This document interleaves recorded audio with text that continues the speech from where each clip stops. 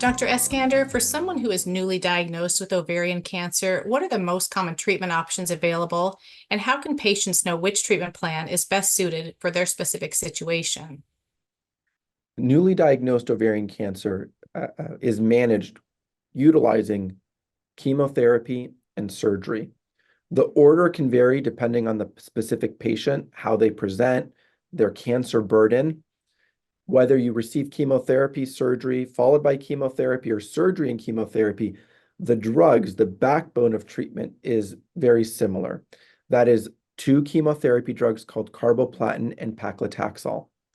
I will say that there are other drugs used in the front line. Another drug that's commonly used is a drug called bevacizumab or Avastin. This is called an anti-angiogenic drug. And we've also identified biomarkers that have really transformed frontline management. Any and every newly diagnosed ovarian cancer patient should have genetic testing because about 15% of ovarian cancers can have a genetic predisposition, meaning that you've inherited a gene that increased your risk of developing the cancer. And that's critically important for the treatment of that patient, but also for any family members who would benefit from what we call cascade genetic testing. They would get tested, and if they were identified to have the gene, they could be followed and have risk-reducing surgery. The reason this molecular testing of ovarian cancer, and again, every patient should have genetic testing and molecular testing, is critically important is it is informing maintenance treatment strategies. We've now conducted several clinical trials that show the utilization of a class of drug called PARP inhibitors. These are oral pills. When we use these medications in patients who have a BRCA mutation, there is a dramatic improvement in clinical outcome.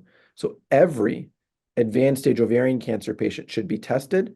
And for those who have a BRCA mutation, every one of those patients should be treated with a maintenance PARP inhibitor. And maintenance meaning after you finish the chemotherapy drugs that I mentioned, you go on to that maintenance PARP inhibitor. And we've also had clinical trials that have expanded that opportunity because not only are we looking at patients that have a BRCA mutation, but we've now expanded to incorporate into patients who are homologous recombination deficient or HRD test positive.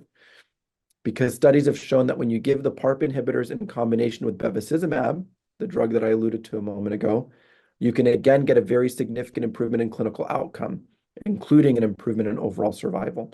So biomarker testing, genetic testing, chemotherapy plus surgery is a backbone, but importantly, utilizing that molecular testing to inform maintenance treatment strategies, which have clearly improved clinical outcomes. And these are all very critical conversations to have with the physician who's taking care of you.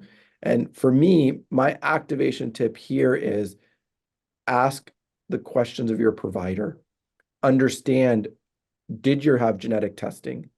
Did you have molecular tumor testing?